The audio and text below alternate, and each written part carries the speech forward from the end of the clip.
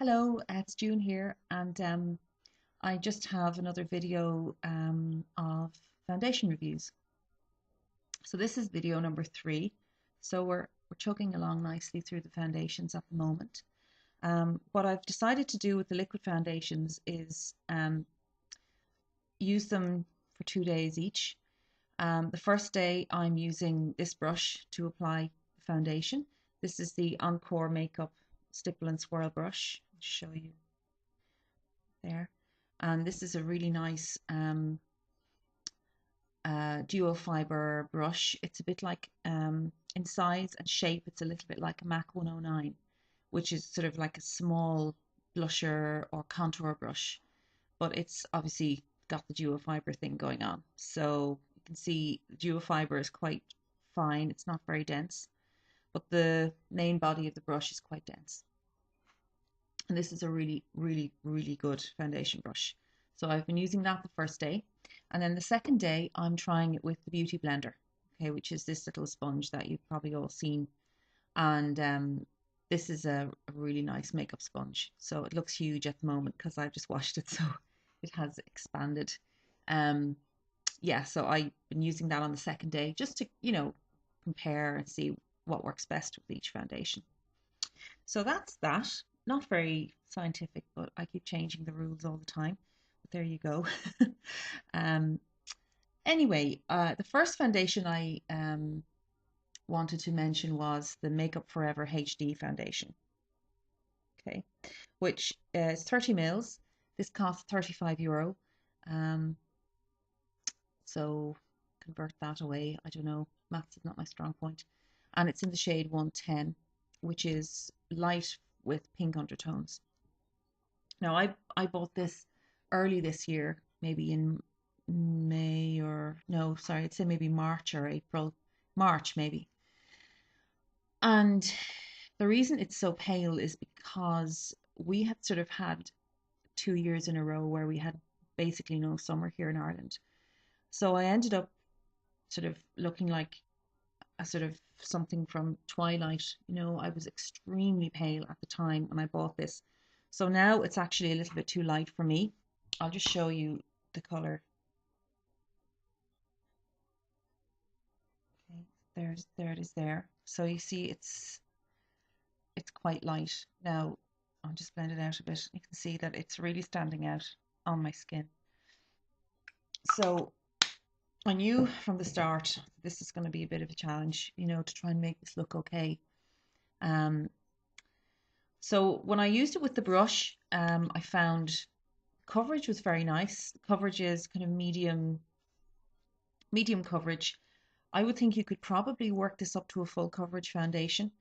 You can see how dense it is. It's completely covering any color on my hand there. So it is quite a pigmented foundation, and a very small amount will just go a very, very long way. And also you do need to work quite quickly with this because it does dry pretty quickly and it sets on the skin pretty quickly. So there you go. I've spread it over my hand and like you can see the difference. So it's got very good coverage. Unfortunately, the coverage for me was just too pale. So the result of that was that it did highlight my pores because it was, sitting, even with the primer underneath it, it was sitting in my pores just across here. And because it was so light, it was making them quite obvious. So I didn't really like that. Now, if this was a proper match for my skin, it probably wouldn't have been as noticeable, but it certainly did do that when I used the brush. And it set quite quickly, so you got that kind of it's almost like a chalky feel when it sets. So it did sit in my pores quite a bit, I found. It lasted very well. This is quite a long lasting foundation. Once it sets, I powdered over it because I did want to make it last as long as possible. So I did put a layer of Makeup Forever HD powder over that. And the two did work well together. So good for lasting power, certainly very good for coverage. the next day I used it with the Beauty Blender, and I found it made a world of a difference to how it appeared on the skin.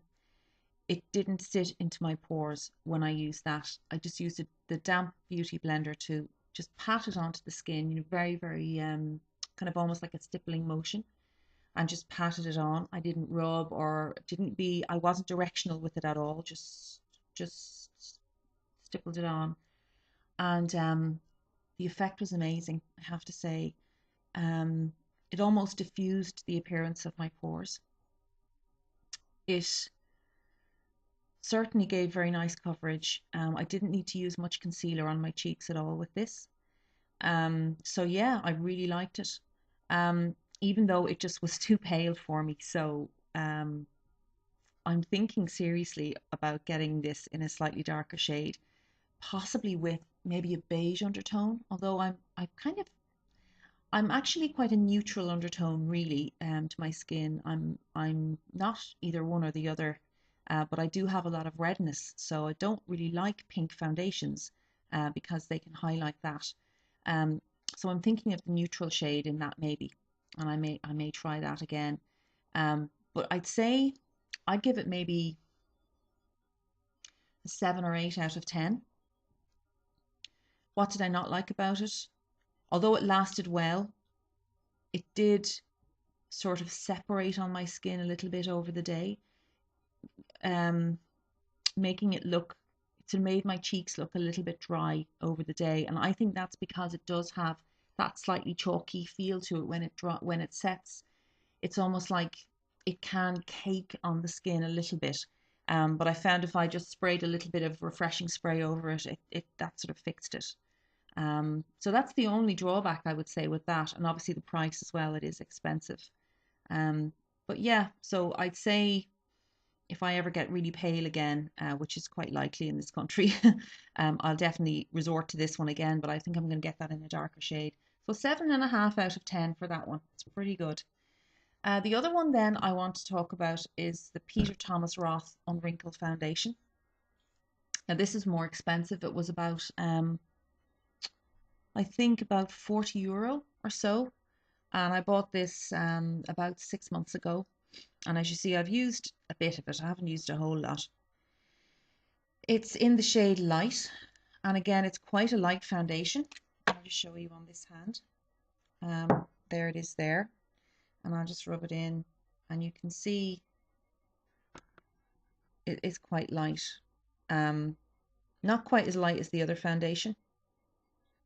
So, and again, I'm thinking, oh crap, this is just going to make me look like Morticia Adams. But this foundation is a lot more sheer. Okay, now I'm just going to blend it out a bit. And I don't know if you can see a comparison, but you can actually see more veins here than you can here. I know my camera's crap, but the coverage with the HD foundation, the Makeup Forever one, is actually better. This is a pretty sheer foundation, definitely light coverage to maybe medium, but you'd have to work hard to get medium coverage out of this. This is made for more mature skin, so with mature skin, you're going to be going for light coverage anyway. Nobody wants a cakey old woman look. That's not nice. So yeah, I mean, in texture, it's quite silicone-y feeling. It's very smooth. It's very slippy. It reminds me in some ways of the Ellis Faas Skin Veil foundation. It's quite similar to that in terms of the light coverage and just the dewy look. So you put it on, it looks very dewy. It's very forgiving of your complexion, if you know what I mean. It certainly doesn't go into your pores. It certainly doesn't highlight any fine lines. It says it diffuses fine lines and pores. I'm not sure about that really. I don't think it did that necessarily, but certainly didn't highlight anything. I put powder over it and it took the powder pretty well, and I got quite a long time out of it too. It did last well, I will say that. And the other thing I noticed about this, which really surprised me, was I thought that my skin would get really oily using this foundation because it's sort of supposed to be sort of, you know, a treatment foundation. It's an anti-aging foundation, if you like. And I thought, right, it's going to be designed with dry skin. Although it says all skin types, I thought, you know, it's going to be aimed at dry skin. It's going to be an oil slick by the end of the day. And absolutely not so. This foundation actually is less oily than a lot of the other foundations I've tried. And I find that I'm less shiny. Like it's lunchtime now, and I am less shiny now with this one than I was with this one. Um, and I certainly wasn't expecting that. I thought this, you know, although this dried on my cheeks, the T-zone still looked shiny when I wore it. But with this one, it didn't. So I was pretty impressed by that. I have to say, I like this foundation very much. I would like a little bit more coverage. It didn't neutralize the redness on my face all that much, and I did have to use a little bit more concealer. I actually used a corrector with it, and that worked okay. Um, but yeah, I mean, if you had a fairly even complexion to begin with, and you just wanted, you know, a little touch of something just to even you out, that would be absolutely brilliant because it does make your skin feel very soft, but it does not make you feel oily. So I'm very impressed with that, and I'm giving that a 9 out of 10. Um, yeah, no, hang on, maybe 8.5. 8.5. Yeah, absolutely. So, and also applied equally well with the brush or the sponge. It didn't really make any difference. Both tools worked perfectly well with the foundation. So that's the two of these. Two quite high-end, nice foundations. 7.5 for this one, 8.5 for this one. And the reason this one is shading it is because it didn't make me so shiny.